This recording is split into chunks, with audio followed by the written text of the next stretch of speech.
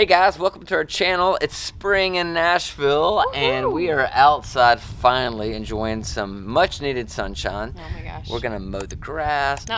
You. Yeah, she didn't mow the grass. When's the last time you mowed grass? You only let me do it one time. And apparently it was not, One like, time. the lines weren't straight. It was terrible. Maybe I intentionally did that so that I don't have to ever do it again. I'm gonna mow the grass. We're gonna play outside a little bit. And Pep, we're going to the zoo. Pepper. She's like, I don't She care. did. Are you excited about the zoo? Tell everybody how excited you are about the zoo. Okay. Yep. That's Pepper language for yes. Yeah, when she's excited, she goes like a dog. Hey, I'm Pete. And I'm Jordan, and we got married in 2020. I have 3 incredible boys, all between the ages of 15 and 20. And together we have a baby girl who was added to the bunch in 2021. Our story is not a perfect one, as we've experienced some crazy ups and downs in life, but we feel so lucky to be where we are today. So we want to invite you along on our imperfect journey as we make unforgettable memories, seek ways to love those around us, and experience the ins and outs of daily life with the Wilsons.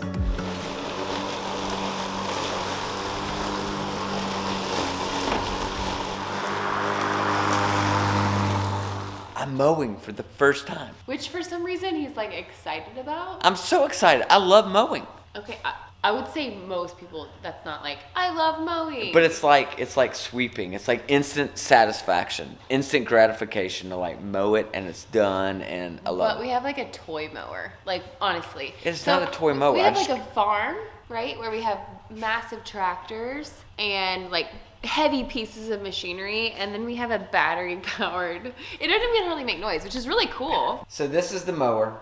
I bought it on Craigslist for like $50, and it's battery operated. It sounds like, I'll let you hear it in a second. It sounds like a vacuum cleaner. It's like It's just really quiet and peaceful.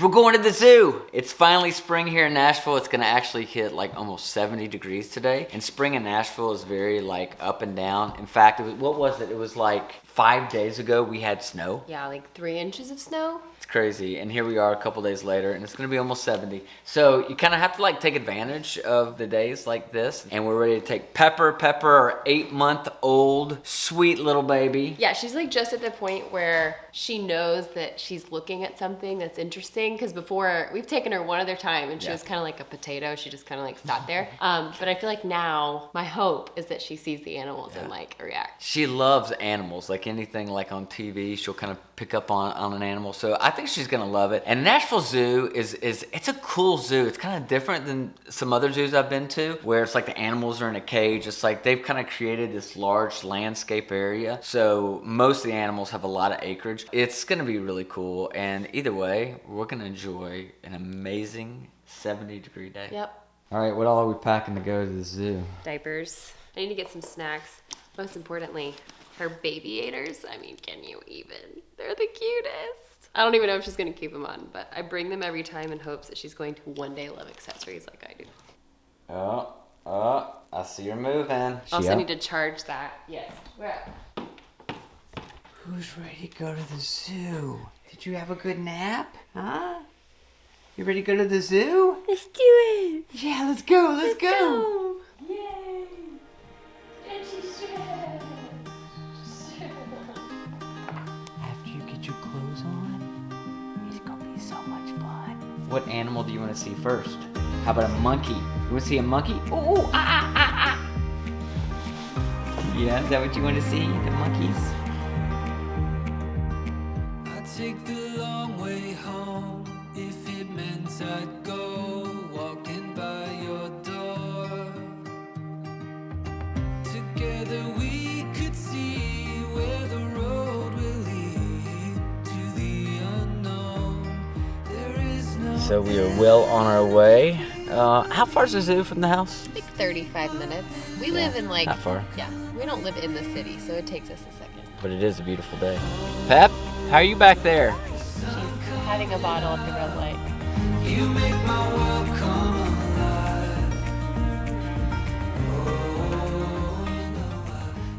All right, so we just made it to the zoo. It is so packed. We just squeezed into a spot, didn't crowded. we? It is so crowded. Pep, are you excited? Woohoo! I parked next to this really nice car because it's so tight, and I've always heard you should park next to a car that's nicer than yours, and they're less likely to ding you. That's horrible. All right, Pep Squad, you ready?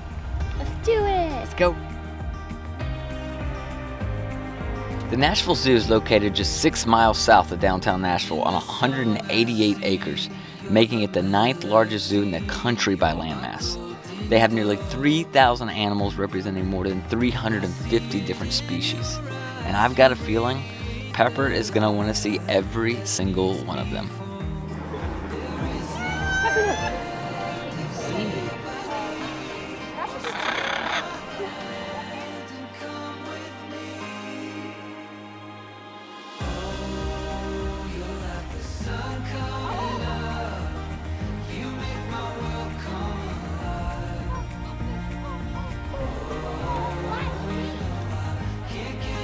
See those two monkeys fighting? Yeah. It reminds me of this story from the Book of Joy. Remind me to tell you later.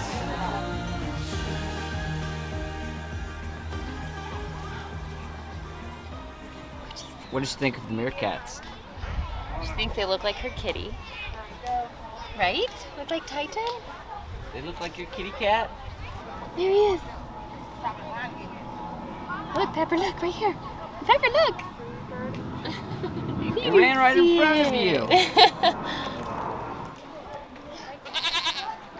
just as a reminder, friends, make sure we only pet the goats on their backs and sides, not on their heads, because they might nibble on your fingers just a little bit. We just had a goat stampede. They just like, bye. This is sure to be the most dramatic season of the Nashville Zoo. Let them out! What is that? What is it? Is that a llama? No. What else would it be? Like an alpaca? Alpaca? Whatever. Alpaca. So we were just having a debate about Llamas? alpacas and llamas. Yeah. What's different. the difference? So they are in the same family as alpacas are in the same family as llamas and camels, but the alpaca is known for its carrying power, which kind of makes sense, like alpaca load. We're walking now through what they call the bamboo trail. So pretty. So cool. So you can see all this. One thing I totally forgot about. It's apparently spring break, and the zoo is like busier Everyone and their mother. than it's ever been. It's still a blast, but it's busy. Ready? Oh, you're No. ready now.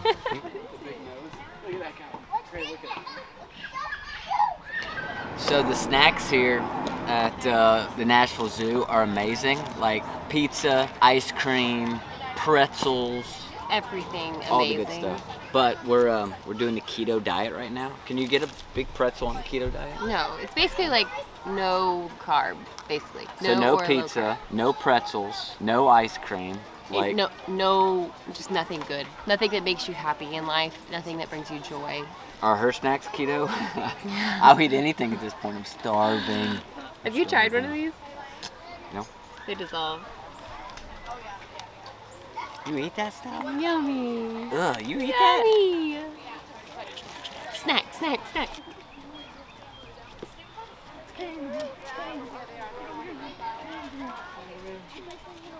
Hi, Mr. Kangaroo. He stood up. She loves the kangaroos. I think these are her favorite yet. Hello, babe. You're having a good time. Somehow I thought you might be over here. This is where they get you at the end of the day, and you're tired, and your kid grabs the cutest stuffed animal in the world. They don't even have dolphins here. They don't have dolphins here. That's not a dolphin. What is it? It's a shark. They definitely don't have sharks here at the zoo.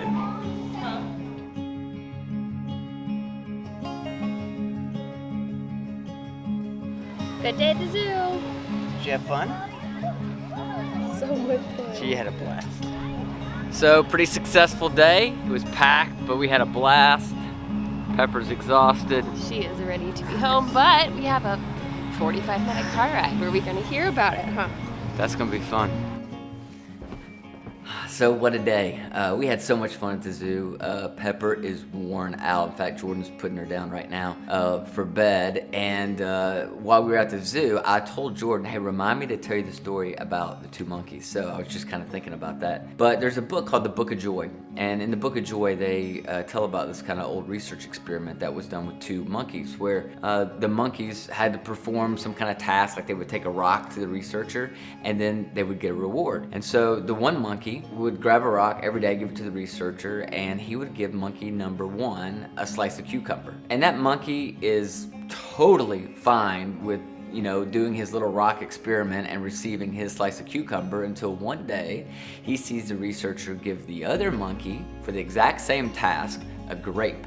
And apparently, like in the world of monkeys, a grape is far more awesome than a slice of cucumber. So he goes to do the same experiment, grabs the rock, takes it to the researcher. He's hoping he gets a grape, but instead he gets a slice of cucumber that he always gets. Except for this time, he goes ballistic, right? He's like furious with it. When the cucumber monkey sees the other monkey getting a grape, it just set him off, right? This thing of envy, this thing of jealousy, this thing of comparison, this thing of I want what the other person has. And we all struggle with that, right? It turns out that monkeys get jealous. Monkeys have envy. Monkeys compare. And our animal brains aren't that different, right? Because we do the same thing. We can be totally satisfied with one thing in our life, but then we see somebody else with something different, something that we perceive for one reason or another to be better, to be bigger, to be more valuable, to be more prestigious, right? And then all of a sudden we're not happy with what we have anymore because we want what they have. You know what one of the most devastating things is about envy? It's that envy breeds in proximity. I don't know if you ever thought about this, but we don't compare our houses to Bill Gates' mansion, right? You don't compare your bank account to Elon Musk's bank account. No, you compare your house to the house down the street, and you compare your bank account to your friend's bank account. Envy breeds in proximity. It's part of the reason that it's so dangerous. It just breaks down the community, the intimacy that we're all actually looking for in life. And the danger with comparison is no matter what you do, no matter what you have, there's always going to be somebody who has more. So how do you make sure envy doesn't take over your life, right? It's not just something you can cross off a list, like I'm not going to be envious anymore. But I do think there's a couple just practical things that I'd love to share with you that have been helpful for me. I think they might be helpful for you. The first one is just this: don't use social media as a measurement tool. Social media is to envy what gasoline is to fire. It is so easy to constantly be comparing yourself to other people. For years, I used to have this terrible habit of waking up in the morning and just kind of scrolling through my phone on Instagram, seeing what everybody's doing, projects that they're launching. And before I even get out of bed, I felt like I was behind, right? I felt like I needed to be doing more than I was actually doing. Was I actually behind? No, of course not. But if you're not careful, social media is such an easy way to be reminded of all the stuff I'm not doing, all the dreams I'm not fulfilling, all the rooms I've failed to decorate in a Pinterest fashion, right? In our comparison culture, it is so easy to just look around at all the people in our lives and slip, even sometimes subconsciously, into this how am I stacking up against everybody else. So use social media for what it is. It's entertainment. It's a highlight reel, right? Even as authentic as we try to be in our podcasts and our vlogs and on Instagram, at the end of the day, it's a highlight reel. We're selecting moments out of our life that we're willing and wanting to share. And then the second thing I would say that's been really helpful for me is systematic gratitude. Now, the first thing I do every morning instead of flipping through Instagram is I have a gratitude journal. I write down 4 or 5 things that I'm grateful for. This is important because you can't be grateful for something that you feel entitled to. And the reality is that for a lot of us, we feel entitled to the stuff in our life. That's why it's so easy to compare ourselves to other people. Entitlement and envy are very close cousins. So take time to appreciate the house that you live in. Because the more you appreciate the house that you live in, the less time you'll spend being envious of the house down the street that sometimes you kind of wish you were living in, right? Take time to appreciate the friends that you have in your life. Take time to appreciate that all of life is a gift. It's all grace.